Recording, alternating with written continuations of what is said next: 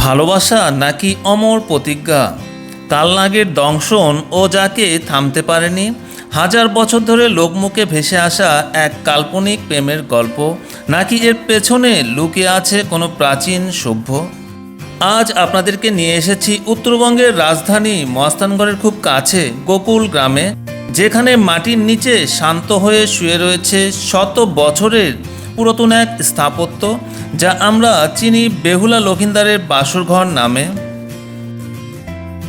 বগুড়া শহর থেকে কিভাবে যাবেন, টিকিটের মূল্য কত, যাওয়ার পথে কোনো সমস্যার সম্মুখীন হতে হবে কিনা, বিস্তারিত রয়েছে আজকের এই অংশে। অবশ্যই ধৈর্য সহকারে সম্পূর্ণ সাথেই থাকি।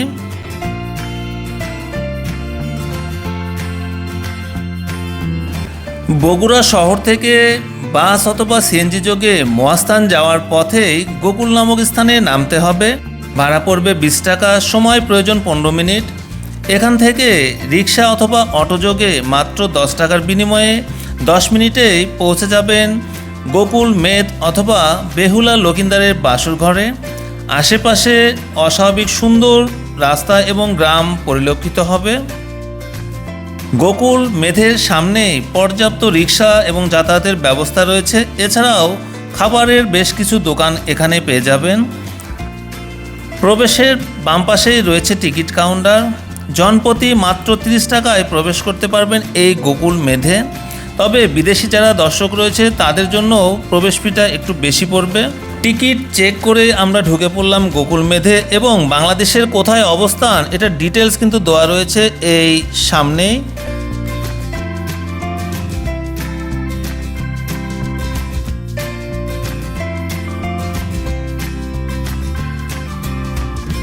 হেঁটে এবং বেড়ানোর জন্য পর্যাপ্ত গাছ রয়েছে এই গোকুল মেধে। সামনের যে অংশ দেখা যাচ্ছে এটি বেহুলা লক্ষিন্দারের বাসরঘর উপরে অবস্থিত।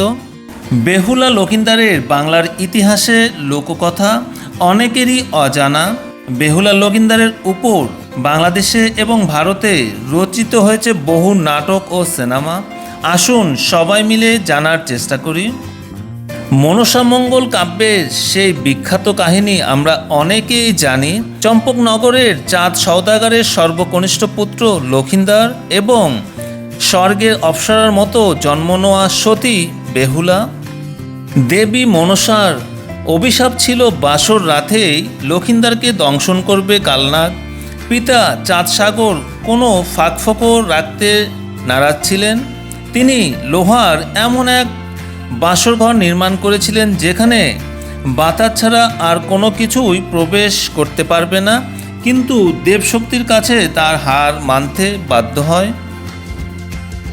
লোহার তৈরি ছোট্ট এক ছিদ্র দিয়ে সূক্ষ্ম সুতার হয়ে প্রবেশ করে মনসার নাগ, আর বাসর রাতেই ঢলে পড়ে লক্ষিন্দারের প্রাণ। লক্ষিন্দারের মৃতদেহ নদীতে ভাসিয়ে দেওয়া হলে পবিত্র বেহুলা ভেলায় চড়ে পাড়ি দেন অন্তহীন পথ। দেবতার দরবারে নাচ ও ভক্তি লক্ষিন্দারের প্রাণ ফিরে পান তিনি। সেই উপাখ্যানের স্মৃতি বুকে নিয়েই এই স্থানের নাম বেহুলা লক্ষিন্দারের বাসরঘর নামে পরিচিত।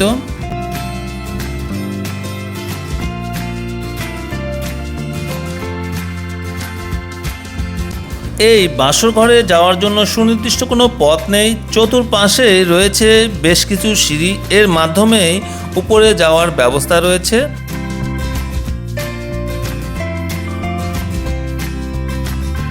গবেষক ও প্রত্নতত্ত্ববিদদের মতে এটি বেহুলার লোহার দিয়ে তৈরি বাসরঘর নয়। এটি খ্রিস্টীয় সপ্তক থেকে একাদশ শতকের গুপ্ত ও পাল যুগ মাঝামাঝি সময়ে নির্মিত একটি বিশাল বৌদ্ধ মঠ বা স্তূপ। পরবর্তীতে সেন আমলে এটি বর্গাকৃতির শিব মন্দিরে রূপান্তরিত হয়।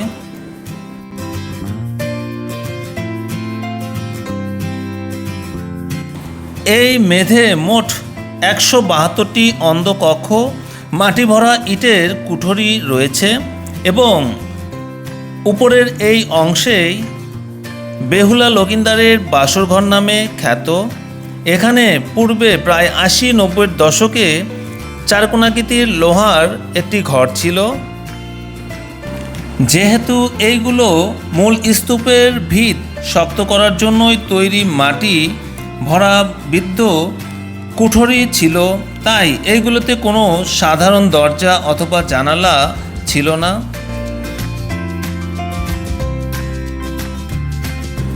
বর্তমানে এটি প্রায় ৪৫ ফুট উঁচু বিশাল বাঁধানো টিলা।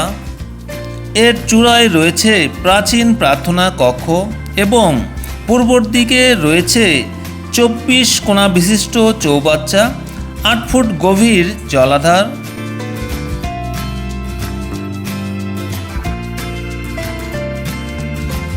প্রতিদিনই দূর দূরান্ত থেকে বহু দর্শনার্থী এসে থাকেন বেহুলা লকিন্দারের এই আশ্চর্য ঘরটি দেখার জন্য এবং এখানে এসে তারা ছবি এবং ভিডিও ধারণ করে থাকেন।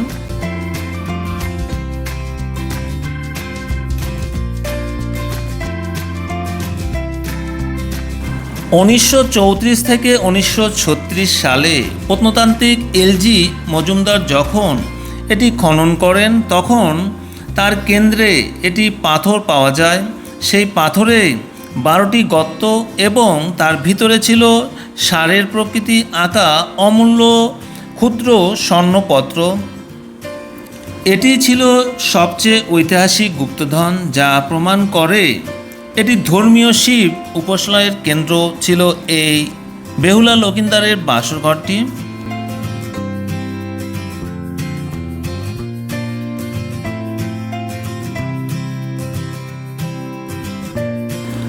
সময় বয়ে যায়, সভ্যতা বদলায়, কিন্তু কিছু মাটির ইট আর ইতিহাস যুগে যুগে আমাদের মনে করিয়ে দেয় প্রেম, বিশ্বাস আর বেঁচে থাকার লড়াইয়ের কথা।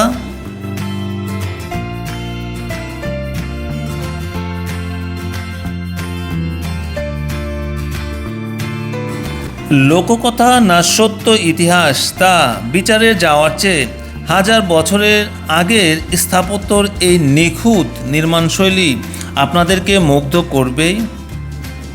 গোকুল মেধের এই সফর আপনাদের কাছে কেমন লাগলো অবশ্যই জানাতে ভুলবেন না। ইতিহাসকে ভালোবাসুন, নিজের দেশের ঐতিহ্যকে রক্ষা করুন।